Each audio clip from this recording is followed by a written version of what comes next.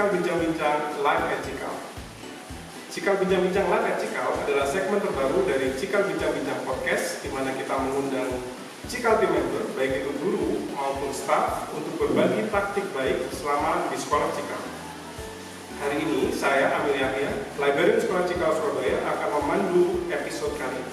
Tema yang akan kita bahas hari ini adalah tentang virtual field trip. Seperti yang kita tahu, kegiatan field trip adalah kegiatan yang paling ditunggu oleh siswa selama mengikuti pembelajaran. Ini dikarenakan mereka bisa berkunjung ke tempat-tempat seperti museum, ke taman-taman, baik yang ada di dalam maupun di luar kota. Namun dikarenakan oleh pandemi, kegiatan field trip tidak lagi bisa dilaksanakan. Bahkan di beberapa sekolah memutuskan untuk meniadakan kegiatan field trip itu sendiri. Nah, hari ini kita sudah kedatangan dua narasumber nih yang akan membahas tentang itu dan menjawab pertanyaan apakah sebenarnya seperti halnya dengan kegiatan-kegiatan lain selama masa pandemi, apakah field trip masih bisa dilakukan, dan yang kedua, inovasi seperti apa yang bisa dilakukan agar kegiatan seperti virtual field trip masih bisa berjalan. Sebelum kita menjawab pertanyaan-pertanyaan tersebut, ada baiknya kita berkenalan dulu dengan dua narasumber yang sudah hadir di studio kami. Ada Ibu Putri dan juga Bu Delis. Oke, kita mungkin berkenalan dengan menjelaskan dulu Ibu Delis mengajar di level apa dan subjek apa, dan juga dengan Baik, terima kasih. Saya Delis. Saya adalah program leader untuk program Science, Math, dan Social Studies di Lower Primary. Halo, nama saya Desta Rizky Tidak Putri Pratama. Saya adalah guru kebiawan dan saya juga mengajar di program BSI, English Acquisition, Social Studies, dan juga Mathematics. Nah, kita mulai dengan, boleh nggak nih Bu Putri dan Bu Delis untuk berbagi dulu? Kan selama ini kita sudah melakukan kegiatan online selama masa pandemi ini, dan menurut Ibu Putri dan Bu Delis seperti apa nih tantangan yang muncul ketika mencoba menghadirkan virtual itu sebagai bagian juga dari pembelajaran online? Tantangannya yang kita hadapi tentu ada ya Pak Amel, terutama kalau kita di era pandemi dan juga belajar secara online, pasti yang pertama itu adalah konektivitas atau jaringan. Nah, ketika kita di rumah, kita kan nggak tahu bagaimana nanti jaringan itu bersahabat atau tidak. Nah, kita tahu ketika kita seandainya jalan-jalan atau virtual field trip, ketika koneksinya jelek, nanti itu akan mempengaruhi juga untuk anak-anak. Ketika nanti anak-anak tunggu terlalu lama, ketika buffering, pasti anak-anak akan bilang, ini kenapa kok lama, kita ngapain? Nah, itu kan berpengaruh kepada mereka. Jadi konektivitas juga salah satu tantangan yang kita hadapi. Kemudian juga saat itu kita pernah berbicara tentang sejarah Surabaya. Nah, kebetulan saya sama dari sini bukan asli Surabaya. Akhirnya kita berdua itu seperti harus belajar lagi gimana sih sejarah Surabaya, apa saja yang ada di Surabaya, kemudian tarian-tariannya ataupun seninya seperti itu. Kalau itu adalah tantangannya. Nggak melulu tantangan sih, kita juga ada keuntungan ya yang kita dapat ya guys. Mungkin udah bisa menjelaskan.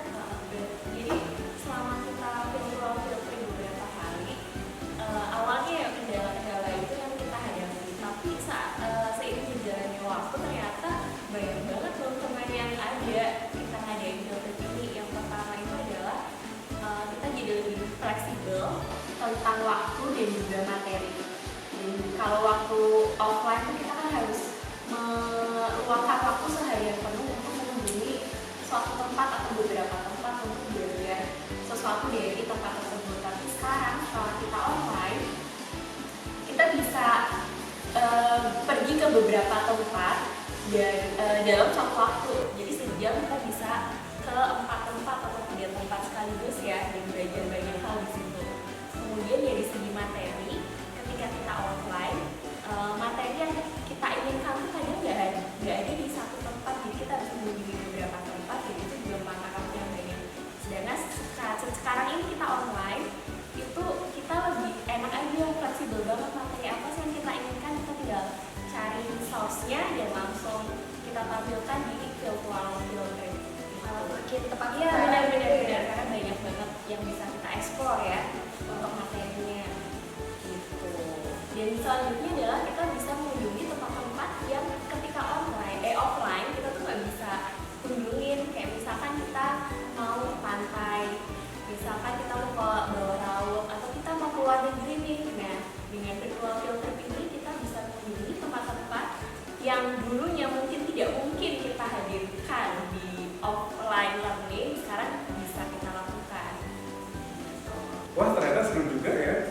kegiatan virtual field trip itu sendiri. Nah, ini kalau buat guru-guru di sana, di luar sana, bisa nggak Bu Putri dan juga Bu Delis berbagi tips bagaimana sih cara menyelenggarakan field trip itu sendiri? Dalam hal ini virtual field trip tentunya. Dan juga mungkin ada nggak tips khusus terkait bagaimana sih supaya virtual field trip itu tetap menarik? Karena kita tahu kan kalau sebelumnya di offline field trip mereka bisa mendatangi tempat yang baru, mereka punya suasana baru, sementara di sini mereka cuma ada di depan layar komputernya aja. Jadi menurut mungkin ada tips yang bisa di-share ke teman-teman guru yang mungkin ingin juga mengadakan virtual field trip semacam yang dibuat oleh Bu Putri dan Bu Delis. Jadi kalau kami yang kami lakukan pertama itu kita ada meeting dulu sih Pak Amil dengan tim gitu ya, waktu itu social studies atau di teman yang lain. Nah kita pastikan dulu nih materinya tentang apa, kemudian mau dibawa seperti apa materinya atau dikemas seperti apa. Nah saat itu kita udah memutuskan di awal, oh materi yang ini dibawakan misalnya anak-anak bikin project saja, atau yang ini kita adakan guest speaker. Nah yang materi yang ini seru nih kalau misalnya kita kemasnya secara virtual field trip. Setelah itu baru kita mulai cari resources yang bisa mendukung itu semua. Contohnya misalnya ada website dari pemerintah yang kita bisa explore, ataupun aplikasi atau web lainnya yang bisa mendukung virtual field trip. Nambahin dari Bu Putri tadi mencari resources video, terutama ketika kita nggak mendapatkan website yang bisa menghadirkan virtual field trip, kita bisa alternatifnya adalah pertama kita bisa membuat video sendiri. Misalkan kita datang ke tempat tersebut, kemudian kita merekam dulu, kemudian kita hadirkan ke anak-anak saat di Zoom meeting. Atau juga kita bisa datang langsung, jadi ada tim yang jadi ada tim yang live di Zoom meeting dan ada teman-teman yang ada di tempat field trip tersebut. Jadi apa ya namanya? Actual virtual field trip gitu. Kemudian cari video-video yang menarik, kita edit sedemikian rupa sehingga bisa menarik juga untuk anak-anak. Kemudian berikutnya adalah flow dari kegiatan tersebut. Jadi di virtual field trip itu tidak hanya kita menampilkan video atau menampilkan gambar-gambar yang berkaitan dengan tempat yang ingin kita pelajari, tapi juga ada kegiatan yang bisa dilakukan siswa di rumah masing-masing di online tersebut. Misalkan anak-anak bisa membawa makanan, minuman, jadi saat kita break time, yuk kita makan bareng-bareng. Kemudian bisa melakukan kegiatan lain berkaitan dengan pembelajaran yang sedang dilakukan saat itu. Begitu. Wah, ternyata ragamnya cukup banyak juga ya jenis-jenis virtual field trip yang bisa kita lakukan dalam pembelajaran online. Mungkin bisa nggak Bu Putri dan juga Bu Delis memberi contoh lain mungkin yang mungkin bisa dipakai inspirasi buat teman-teman guru di sana? Contohnya virtual field trip, waktu itu kita ngadain Ocean Virtual Field Trip itu saya Surabaya, Serpong dan Cilandak jadi satu di Zoom meeting. Waktu itu kami menampilkan video bawah laut dan sebenarnya itu kalau kita offline ya mungkin ya terjadi kita ngajak anak-anak ke bawah laut. Nah saat virtual field trip ini kita mengajak anak-anak untuk yuk kita lihat di dalam laut ada apa saja. Tapi sebelumnya anak-anak juga diminta untuk yuk bawa peralatan yang sering kalian bawa kalau kamu ke pantai. Ada yang bawa topi, kacamata hitam, ada yang bawa goggles, masker, snorkel gitu, dan ada yang pakai baju renang juga. Seru banget. Nah itu. Jadi kami waktu itu tidak hanya mengajak anak-anak untuk melihat bawah laut itu seperti apa sih, ada binatang apa sih yang bisa teman-teman lihat di bawah laut, tapi kita juga mengajarkan ada hand signal untuk binatang-binatang laut. Jadi kita umpamanya kita diver nih, ambil alat selamnya, kita meluncur ke dalam, oh kita lihat ada hiu nih, gimana nih kita kalau ngasih tahu temennya kalau ada hiu. Jadi kita pakai hand signal, jadi kita ngajarin anak-anak untuk melakukan hand signal untuk hewan-hewan laut. Jadi anak-anak merasa ada di tempat itu dan juga menggunakan hand signal yang diajarkan. Kemudian ada sesi berikutnya juga Ocean Virtual Field Trip, kita berbicara tentang ekosistem laut dan juga bagaimana kita menjaga laut. Waktu itu kita juga sama mengajak anak-anak untuk menyelam bersama. Kemudian pembahasannya bukan tentang hand signal lagi, tapi kita mengajak anak-anak untuk di laut itu nggak hanya ada ikan, ternyata ada sampah plastik dan sampah lainnya. Kemudian kita mengajak anak-anak untuk praktek gimana sih sampah ini akan jadi apa. Kita waktu itu membuat percobaan tentang mikroplastik. Jadi sekalian anak-anak melihat, anak-anak juga mempraktekkan, oh ternyata sekecil ini nih mikroplastik. Kemudian habis itu kita juga ngajak anak-anak, gimana sih rasanya kalau kalian jadi hewan laut terus terperangkap sampah. Nah waktu itu kita pakai rubber band atau karet. Yuk kita coba ikatin ke tangan kita, coba dalam 10 detik kalian keluarkan itu karet kalian tanpa bantuan apapun. Dan dari situ kita sharing dan juga mengolah jawaban dari anak-anak tersebut. Nah, kalau tadi sudah di laut, kita kembali ke darat nih Pak Wil. Nah, kalau saya mau saya sampaikan ini adalah apa yang kita lakukan saat mengunjungi museum. Nah, itu kebetulan di Surabaya sudah fasilitasi sama pemerintah. Jadi sudah ada website, kita masuk. Nah, anak-anak juga sama seperti Bu Dalis tadi juga kita diminta pakai kostum.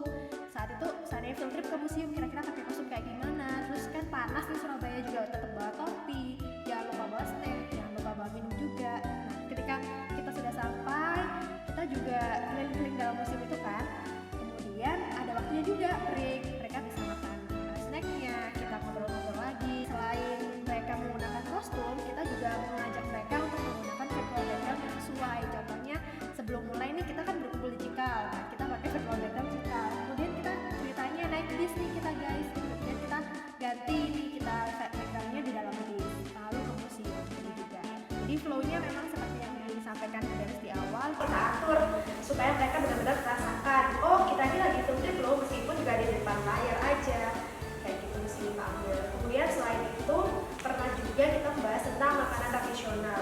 Sebetulnya sih kan makanan-makanan yang mereka dapatkan di rumah tuh udah sering juga ya, seperti sate ataupun nasi, lontong mie, lontong sayur, nah itu. Tapi saat itu kita coba kemas, terserah mau bawa makanan tradisional apa aja, boleh makanan, boleh minuman. Jadi kita bahasnya pakai Google Street View, kita jalan-jalan, masuk ke gang. Kemudian kita juga ketika oh kita mau sarapan dulu pakai rujak nih, di gang ini terkenal rujaknya. Kemudian kita share video gimana pembuatannya, sejarahnya bagaimana. Kemudian setelah itu mereka juga ada yang nunjukin, oh ini loh aku bawa rujak, oh ini loh aku udah siapkan juga makanan tradisional itu adalah sate klopo. Ada yang niat banget sampai kayak satu meja itu penuh dengan makanan, ada sate kloponya, ada sinomnya, kayak gitu. Jadi pokoknya anak-anak jadinya seru banget, oh ternyata kayak gitu bentuknya, putu ayu yang sebelumnya cuma lihat di gambar kan, kita pernah jelaskan, ternyata teman-temannya ada yang bawa. Bahkan waktu itu ada yang di jalan nih sepertinya, tapi juga oh nggak apa-apa aku juga bawa kok ini snacknya, waktu itu bawa lapis Surabaya ditunjukin gitu sih Pak Abdul. Wah ternyata seru banget kegiatannya. Meskipun dilakukan cuma secara online, tapi ternyata bisa tetap menyenangkan dan juga bermakna buat siswa-siswa sekolah Cikal juga ya. Nah kita sudah sampai di penghujung dari acara ini. Sebelum kita akhiri, tentunya kita ingin tahu dulu seperti apa sih closing statement atau pesan-pesan yang bisa disampaikan oleh Bu Putri maupun Bu Delis buat guru-guru di luar sana yang juga ingin sekali mencoba kegiatan virtual field trip ini. Baik, terima kasih Pak Amil. Jadi kalau dari saya sih jangan pernah takut mencoba hal baru, terutama untuk berkaitan dengan pembelajaran anak-anak, khususnya virtual field trip ini. Karena di awal kita juga sempat ragu ya, apakah virtual field trip ini benar-benar asik untuk anak-anak, apakah anak-anak akan benar-benar senang dengan kegiatan seperti ini. Tapi setelah kita lakukan, ternyata anak-anak sangat senang banget dan menunggu-nunggu juga kegiatan virtual field trip ini. Jadi untuk guru-guru di luar sana, jangan pernah takut mencoba hal baru di kelas kita masing-masing. Oke, kalau dari saya kurang lebih sama seperti Bu Delis tadi. Jadi jangan takut untuk explore lebih jauh lagi. Contohnya kayak tadi kita nggak tahu sebelumnya, ternyata kalau pemerintah Surabaya itu ada loh website yang bisa menunjang virtual field trip. Mungkin di kota lain atau di provinsi lain ada website yang lain dan juga menyediakan yang lebih canggih lagi. Contohnya mungkin selain ada websitenya juga sudah ada panduannya, nggak cuma kata-kata. Jadi kalau di Surabaya kemarin hanya kata-kata, ada audio. Mungkin di sana kalau kita explore lebih jauh ada yang lebih bagus lagi, kita nggak tahu. Kemudian cari juga aplikasi-aplikasi yang juga menunjang. Intinya anak-anak belajar secara online ini nggak mengurangi rasa mereka untuk senang-senangnya, tapi juga belajar dengan sangat enak, fun, dan menyenangkan, bermakna juga. Seperti itu sih Pak Amel. Jadi semangat terus buat guru-guru di luar sana.